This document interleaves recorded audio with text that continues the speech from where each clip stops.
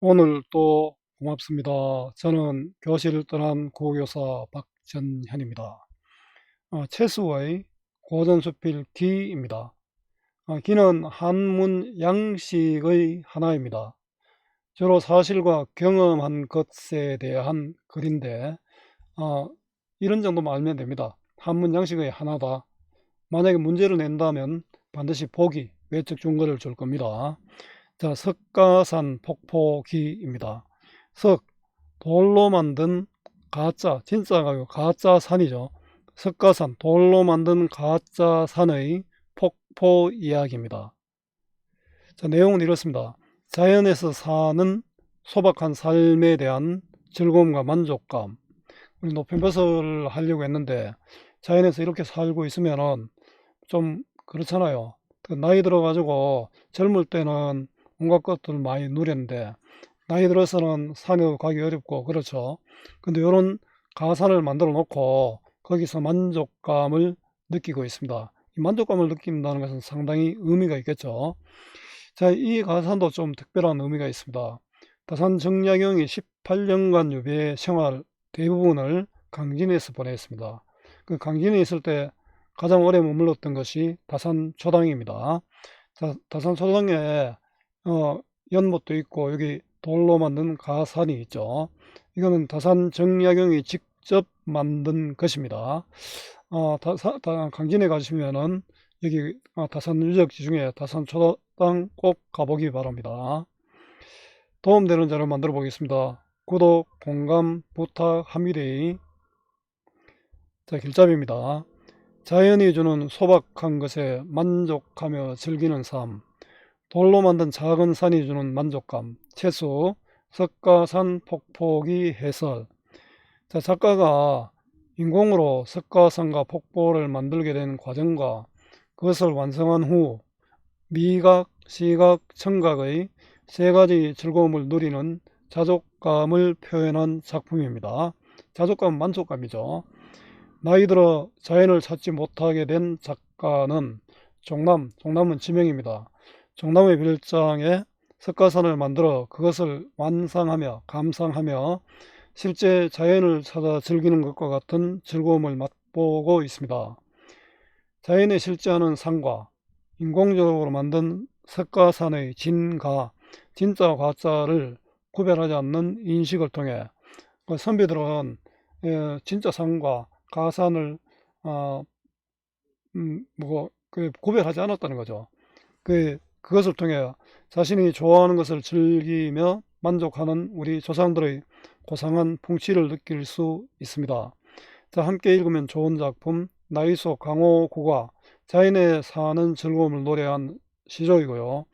이 학교 포화 옥기입니다. 이것도 기죠. 한문 양식 하나입니다. 그죠? 내가 사는 집 이야기입니다. 함께 읽어보면 도움됩니다. 이해의 배경입니다. 조선시대 사대부들은 요산요수, 그 산과 물, 요수, 산과 물이잖아요. 산과 물은 바로 자연이죠. 자연을 좋아하는, 자연의 좋아함을 통해서 심미적은 예술적, 예술을 해서 아름다움을 추구하잖아요. 그 심미적, 예술적 가치를 추구하며 마음을 수양하는 것을 이상으로 생각했습니다. 아름다운 경치를 직접 찾기 어려운 사정이 있을 때에는 자기 집 정원에 산을 본뜬 조형물인 석가산을 만들어 감상하는 경우가 있었습니다. 이것은 하늘이 만들었던 사람이 만들었던 간에 본질은 같기 때문에 진짜와 가짜의 분별이 무의미하다는 인식과 관련이 있습니다. 이를 통해 사대부들은 석가산을 완상하면 산을 찾는 것과 같은 즐거움을 느낄 수 있고 삶에 대한 깨달음을 얻을 수 있다고 생각했습니다. 작품 한번 보겠습니다. 여기에 번역은 원래 수능특강에 2023년 수능특강에 실린 내용입니다. 나 청허자는 대나무입니다. 대나무는 속이 비어 있잖아요. 속을 비운 대나무처럼 겸허한 삶을 지향하는 글쓴이의 가치관이 반영되어 있습니다. 청허자라 했잖아요.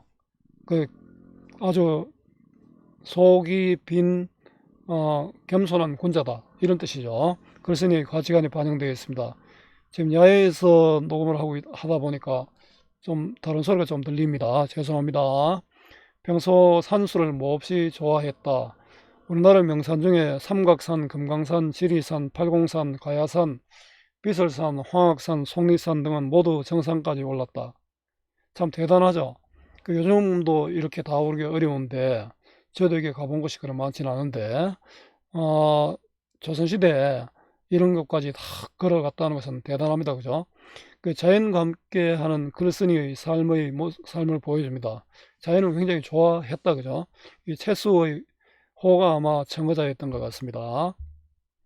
속세를 벗어나 더 넓은 세상을 바라보며 천지가 크고 넓고 깊다는 것을 알게 되었다. 자, 이 자연을 보면서 내가 깨달은 것이 많다는 거죠. 천지가 크고 넓고 깊다는 것을 알게 되었다.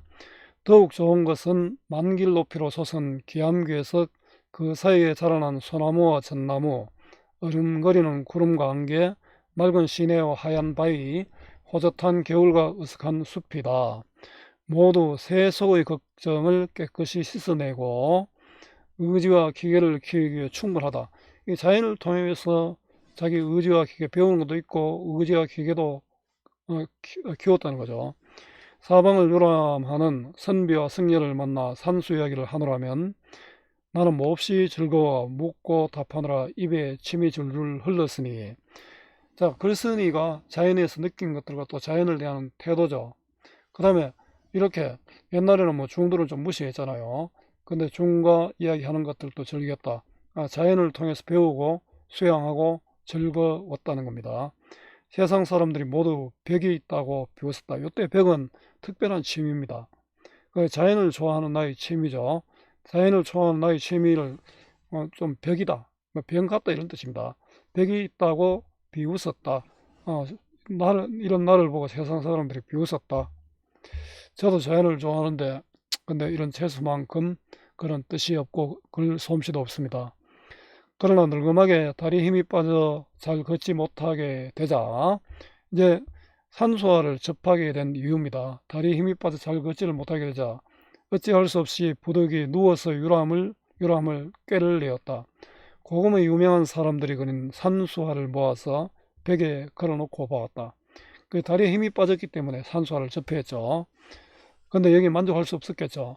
가서 구경하고 싶은 마음에 약간 위안은 되기는 했지만 그저 정교하고 강건한 필력과 가물가물한 풍경을 건졌을 뿐. 여기서는 진짜 자연을 보는 그런 느낌을 받을 수 없다는 거죠. 생동하고 핍진한 형상은 찾아보기 어려웠기에 마음속으로 늘 안타까워했다. 생동감과 핍진한. 자, 생동감과 핍진함은 진실함입니다. 이 그림에서는 생동감과 진실함을 느낄 수 없었다는 거죠. 그런 산수화입니다.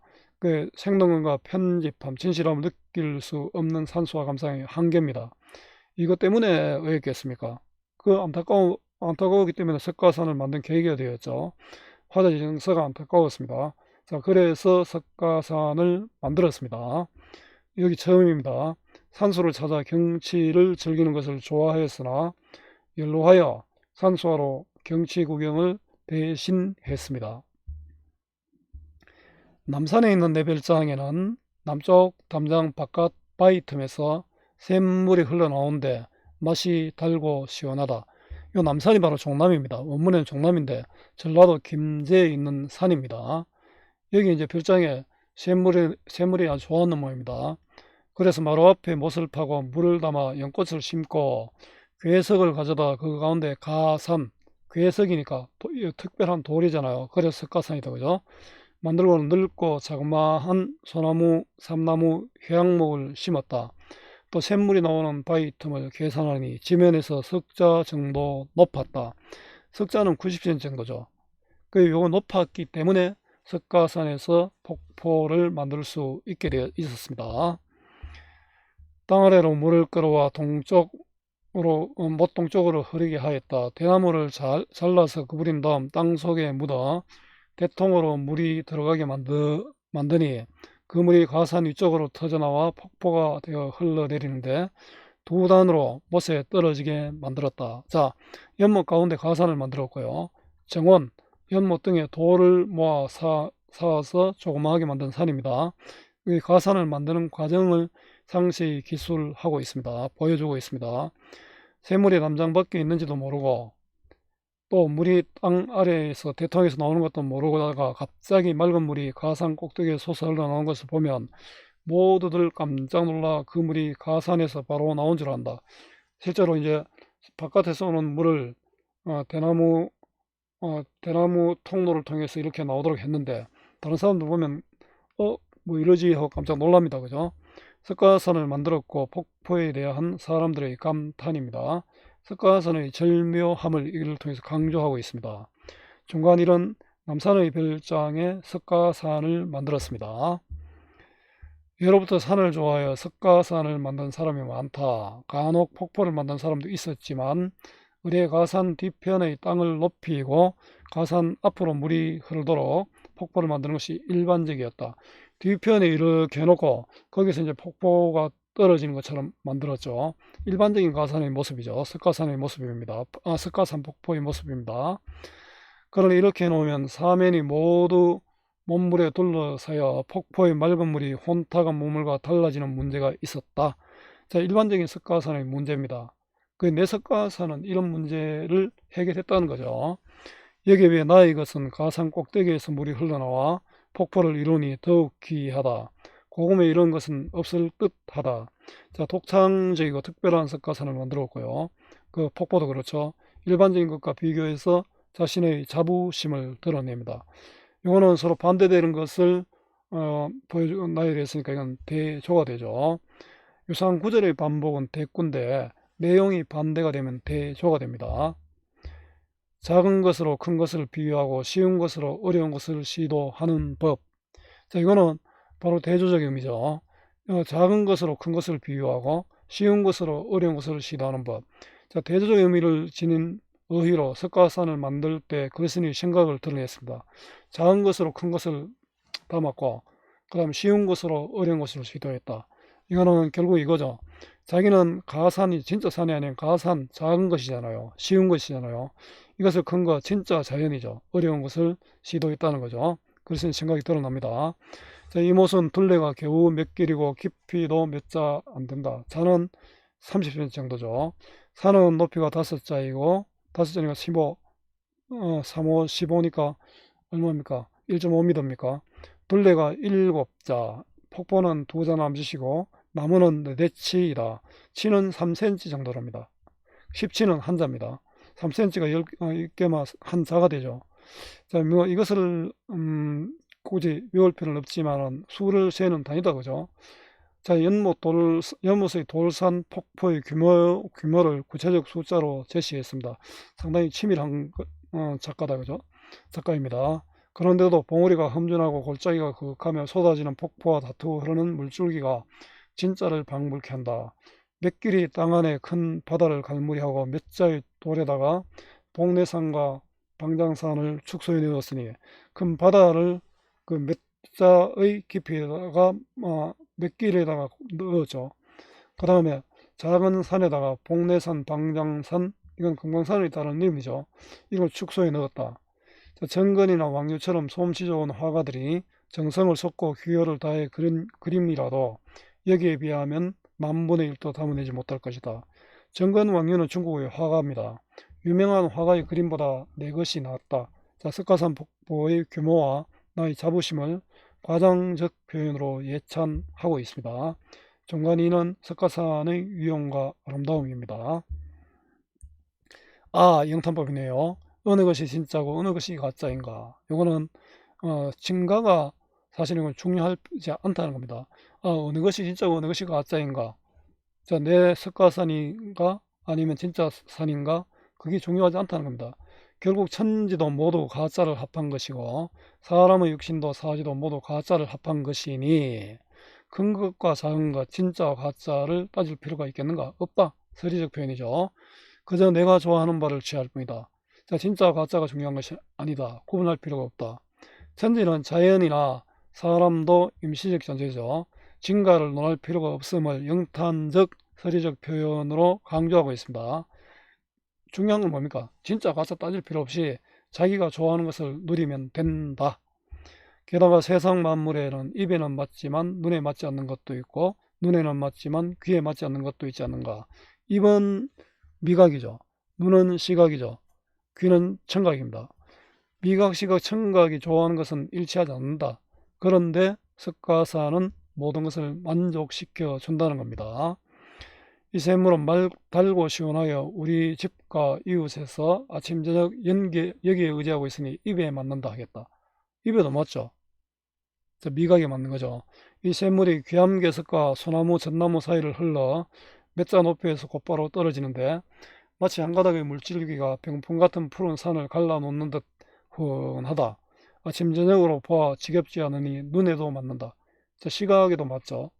고요한 밤에 잠을 이루지 못하여 베개를 높이 베고 그 소리를 듣노라면 공허나 축, 이건 악기 이름입니다.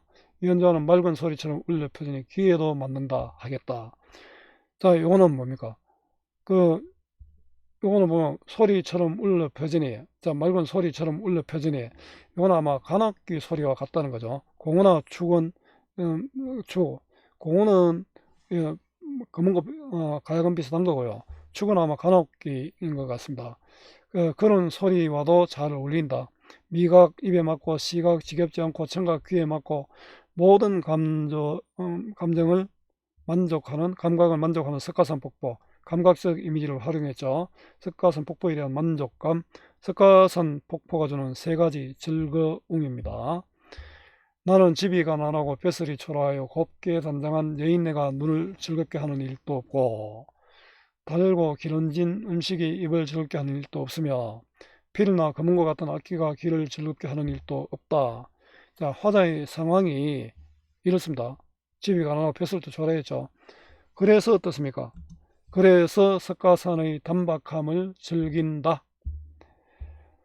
그저 이 샘물 하나에 의제 세 가지 즐거움, 입이 즐겁고 시원한 샘물, 눈이 즐겁고 좋은 경치, 귀가 즐거운 것, 좋은 소리 누리며 살아가니 참으로 단박하면서도 운치가 있다. 단박은 욕심이 없고 깨끗하다는 겁니다. 세상의 혹을들은 모두 초라한 나를 비웃겠지만 나는 즐거우니 이 즐거움을 다른 것과 바꾸지 않겠다. 자, 석가산을 즐기는 것, 다른 것은 좋은 진주나 보배입니다. 그죠? 좋은 음식, 좋은 악기 등으로 즐거움을 얻는 것이죠. 자, 혹을과 대비해서 폭포를 완상하는 만족감을 강조하고 있습니다. 자, 끝입니다. 석가산의 아름다움을 맛보는 삶의 즐거움입니다. 자, 정리해 보겠습니다. 갈래는 고전수필기입니다. 사건이나 경험을 기록한 글입니다. 기는 많습니다. 흑인의 통곡 건기도 있고 아까 앞에 소개한 포화옥기도 있고 많은 기들이 있습니다. 성격입니다. 체험적이고 또 교훈적이고 예찬적이고 자연 친화적입니다. 주제는 석가산 폭포에서 누리는 즐거움과 만족감입니다.